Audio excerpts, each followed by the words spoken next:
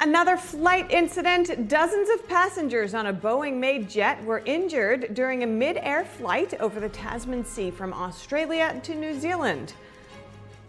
A former Trump advisor is being ordered to report to prison next week after being convicted of contempt of Congress. Embattled New Jersey Senator Bob Menendez is trying to stay out of prison after pleading not guilty to a new charge in his bribery case. His attorney says his client has no plans to cooperate with prosecutors. People living in Pittsburgh will see fewer officers responding to certain calls for service, especially during the overnight hours. What perils do illegal immigrants face when they try to cross into the U.S.? NTD's Arian Pazdar has more from the southern border on that treacherous journey. And why pay yourself when you can just text mom? A new study shows half of parents still financially support their adult children in some way. A drug trafficker sentenced to death row finds redemption and faith in an unlikely place in a new movie, The Firing Squad.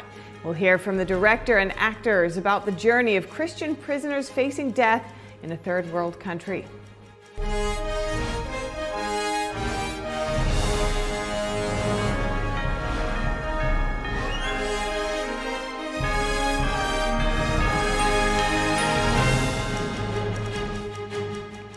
Welcome to NTD Newsroom. I'm Stephania Cox.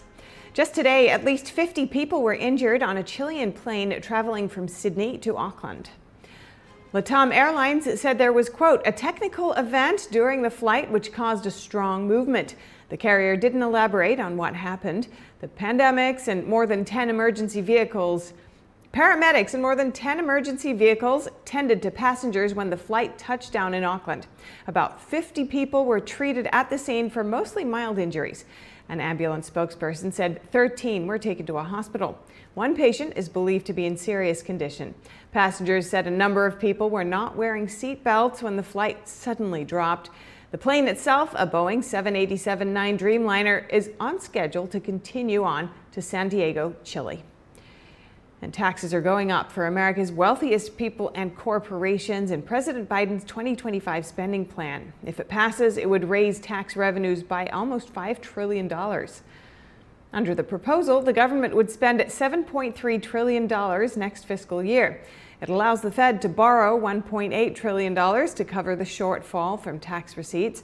Parents could see an increase in the child tax credit as payments would return briefly to the 2021 level funded by Biden's coronavirus pandemic relief package. Corporate taxes would rise and billionaires could see a tax increase of at least 25%. The plan is unlikely to pass Congress. House Speaker Mike Johnson says Biden's budget misses the mark and would accelerate America's decline. Another member of President Joe Biden's cabinet is calling it quits. The resignation comes just 8 months before the November election.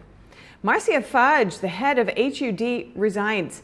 Biden's Secretary for Housing and Urban Development says she has mixed emotions about leaving the position. She says she enjoyed assisting people, especially those who were left behind.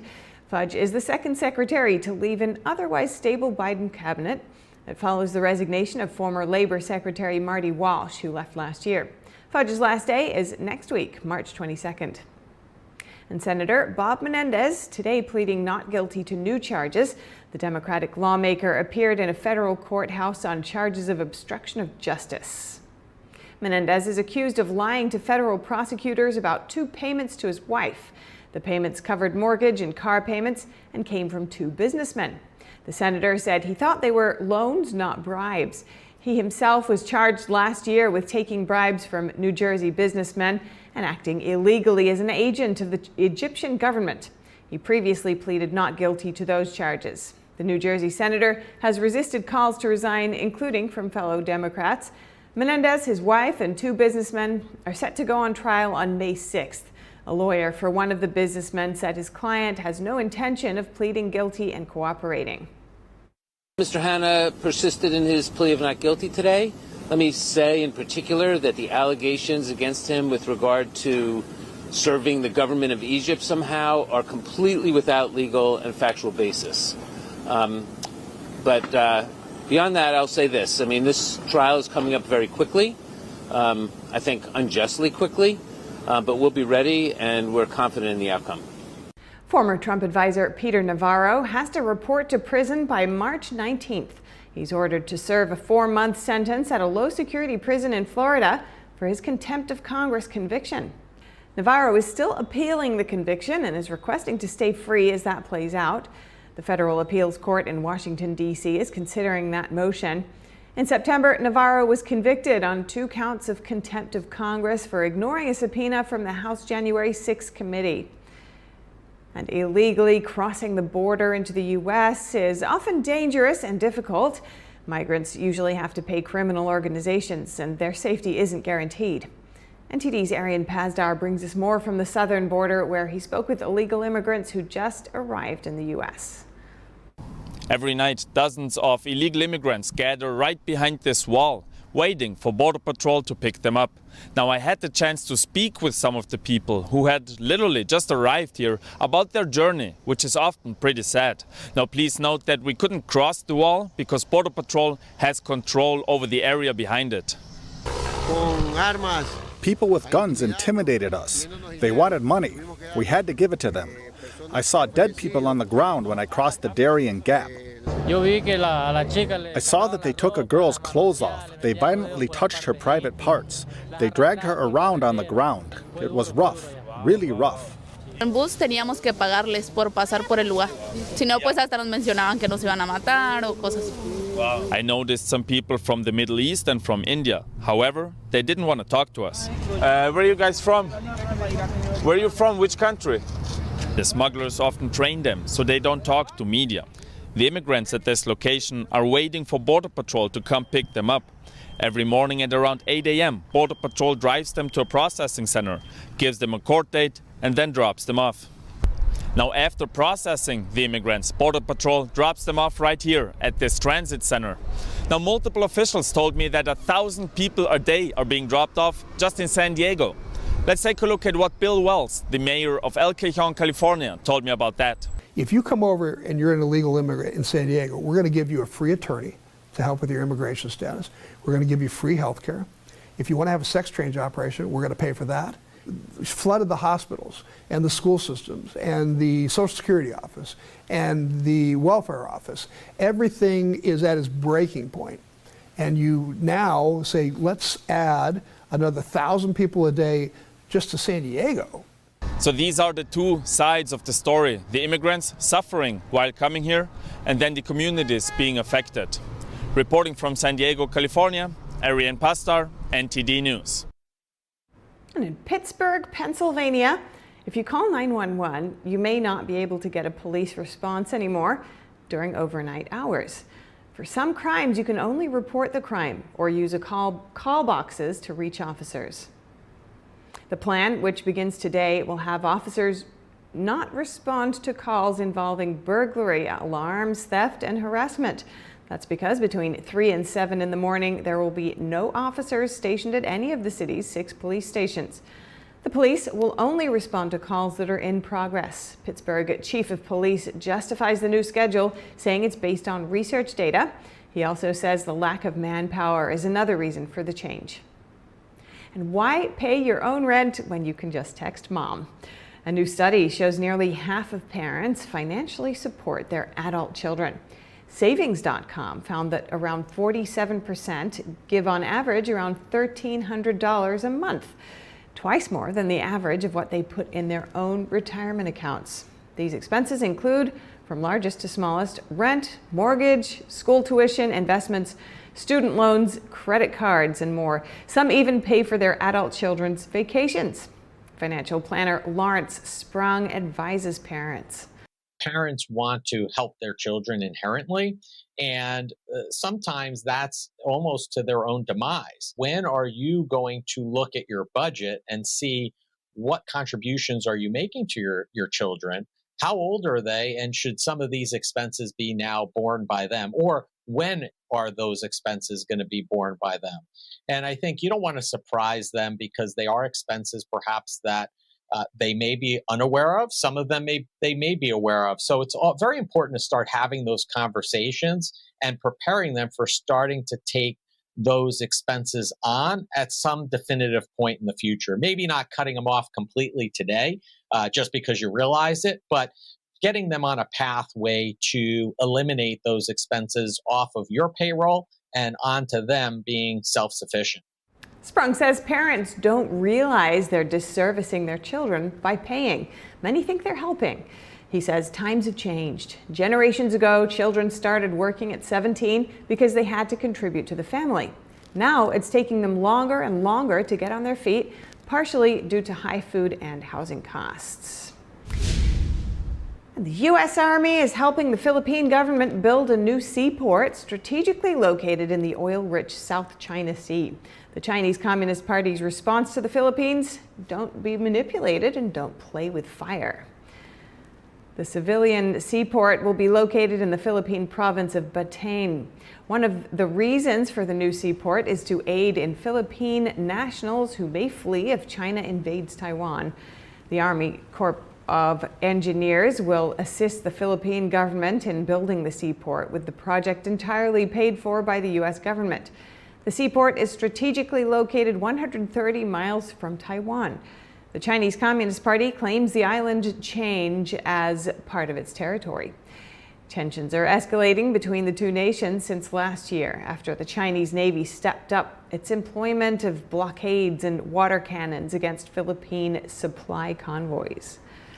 And due to the spiraling crisis in Haiti, Secretary of State Antony Blinken is scheduled to meet with Caribbean leaders in Jamaica later today.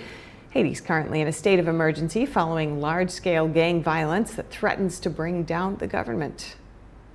The evacuated personnel were airlifted from the capital Port-au-Prince under the cover of darkness. The U.S. military Southern Command issued a statement saying this airlift of personnel into and out of the embassy is consistent with our standard practice for embassy security augmentation worldwide, and no Haitians were on board the military aircraft. No decisions have been made at this time about potential deployments. It is unclear how many diplomats were evacuated. The international airport in Port-au-Prince has been shut down for around a week, making it impossible for flights to get in and out. Haiti entered a state of emergency last Sunday after fighting escalated. Prime Minister Ariel Henry was in Kenya at the time, seeking a deal for a long-delayed multinational mission to restore order. On Saturday, the State Department said Secretary of State Antony Blinken spoke with the Kenyan president. The two men reportedly said they were committed to a multinational security mission. Early on Friday, a Pentagon spokesperson said that no decisions were made about potential American deployments. What I can tell you is that DoD will not send troops to Haiti to support Haitian National Police security operations. We have no intention of intervening, and we are not providing assistance to help the Prime Minister return to Haiti at this time. Jamaica will host leaders from the Caribbean community today to discuss ways to support Haiti and promote political dialogue. It is unclear whether President Henry will attend. And in entertainment news, new film The Firing Squad depicts the harrowing true story of Christian prisoners on death row in a third world country.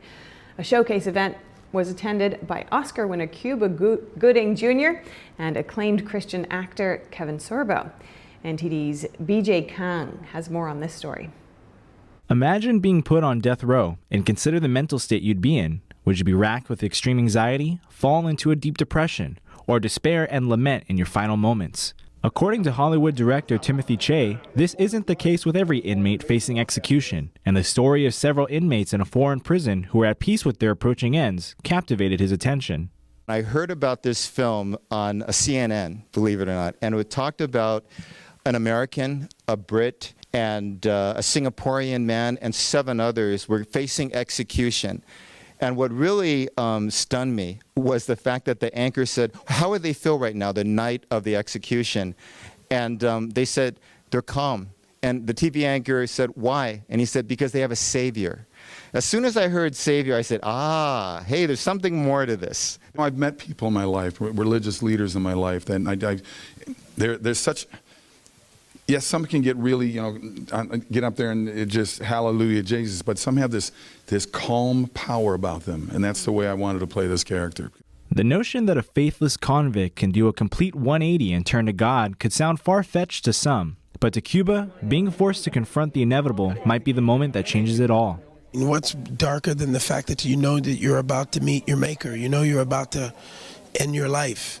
And do you do it in fear? Do you do it in despair? Or do you give thanks for what you have and what has been given to you? And do you appreciate that moment? To some first-time viewers, the implications of the death penalty go way beyond the legal concepts of criminal law. In the movie, it mentions how everyone has a death penalty, a death sentence in the end. And I think if you think about it that way, if you just give up your life to Christ, then in the end, everything kind of just flows through. Despite the film's Christian nature, audience members praise its universal message.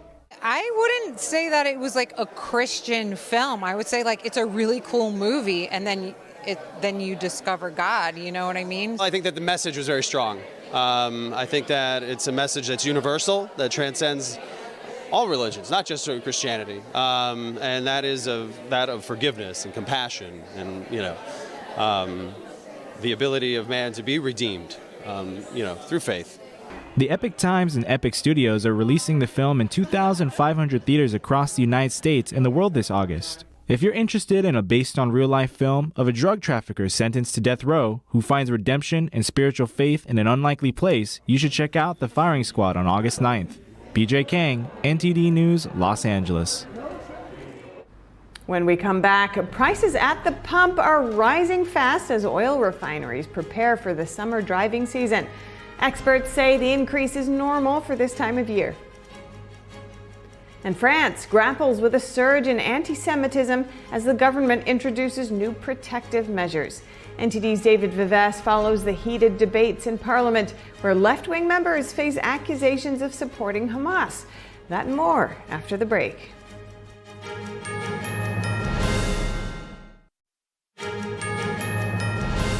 The French government is implementing new protection measures to address the surge in anti-Semitism in France.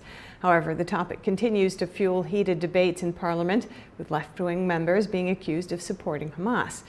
NTD's France correspondent David Vives brings you this story. Last week, French Interior Minister Gérald Darmanin asked prefects to step up protection measures for the Jewish community, particularly around schools and places of worship. Anti-Semitic acts in France rose by 1,000%, according to the Council of Jewish Institutions of France. In order to tackle the situation, the French Parliament passed a bill last week aimed at strengthening penalties for discriminatory language. Deep divisions surfaced during the debate, witnessed in a heated exchange among deputies from various political factions in the French National Assembly on the text against racism and anti-Semitism.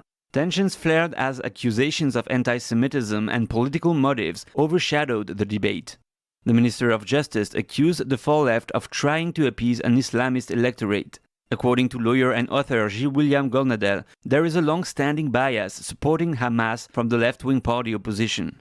For electoral reasons, but not only the far left in France has embraced the most extreme ideas. They look to seduce a large part of the French population that seems to hate white Westerners.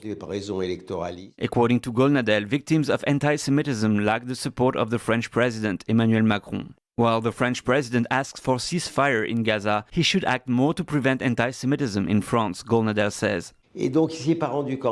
Macron refused to go to support victims of anti-Semitic acts, even during a very peaceful demonstration. He explained that in order to preserve national unity and not to challenge the Muslim community. In other words, he suggested that the Muslim community is partly anti-Semitic, which is a dangerous reasoning. David Vives, NTD News, Paris. Bitcoin hit a record high on Monday, above $72,000, as a surge in the biggest cryptocurrency showed no signs of slowing down. This is after Britain's financial watchdog for the first time announced that it will allow recognized investment exchanges to introduce exchange-traded products backed by cryptocurrencies. The UK regulator states that these products will only be accessible to professional investors like investment firms and authorized credit institutions in financial markets, according to a statement by the Financial Conduct Authority. The world's most valuable cryptocurrency has been boosted by a flood of cash into new spot Bitcoin exchange-traded funds, as well as hopes that the Federal Reserve will soon cut interest rates. And consumers waiting for the interest to drop are hoping gas prices will decrease before then. Fuel prices are quickly rising, hitting $3.40 a gallon recently. This happens every year as winter ends and demand for fuel increases with warmer weather. While it might worry some, experts say it's normal and not a cause for panic. Here's NTD's Don Ma with today's business brief. Okay, thank you very much, Steph, and happy Monday. So first thing I want to talk about is AAA says the national average for a gallon of regular gas climbed to $3.40 a gallon on Friday. This is a 4-month high. Has come down a bit since then. The national average on Monday is $3.97. But experts say there's no reason to panic about gas prices, at least not yet. Gas prices always rise at this time of the year as the demand for fuel goes up once winter ends. It also means the end of cheap winter fuel and the switch to more expensive summer fuel blend. That process is just getting started in most states. This year's late winter jump in prices have been boosted by troubles at refineries as well, with extreme cold in January knocking some refineries offline. But other than that, Oppenheimer, the blockbuster biopic about the race to build the first atomic bomb, claimed 7 Academy Awards, including the prestigious Best Picture trophy on Sunday as Hollywood celebrated a triumphant year in film, it seems like.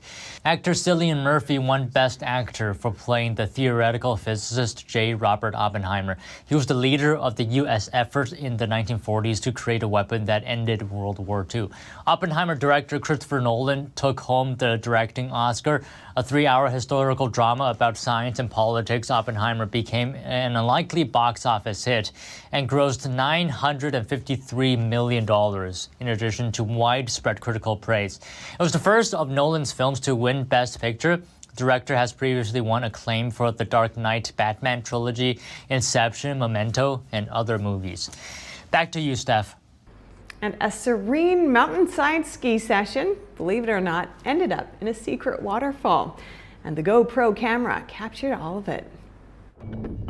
Take a look at the terrifying moment a skier finds a hidden waterfall in the snow by plunging into it. It happened in Hokkaido, Japan. As the skier was traversing the snowy landscape, he suddenly falls into a sunken hole in the snow, tumbling some 20 feet to the base of a flowing waterfall reportedly caused by a natural hot spring.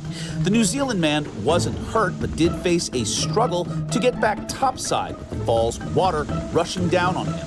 He was able to eventually clamber up the hidden chasm's wet walls with his skis in hand and his GoPro still recording the entire ordeal. And in more light news, at the high-profile Crufts Dog Show, a 3-year-old Australian Shepherd named Viking won the prize for Best in Show. Viking took the title on the last day of the 4-day event, where different breeds all show off their abilities and skills. Out of the 20,000 competing dogs, just 7 made it to the final. Zen, a Jack Russell Terrier, won 2nd place. The famous event is held annually in Birmingham, England. Thank you for watching NTD Newsroom. I'm Stephanie Cox. We'll have more stories from the U.S. and around the world. Join Tiffany Meyer for the NTD Evening News at 6 p.m. Eastern and 3 Pacific.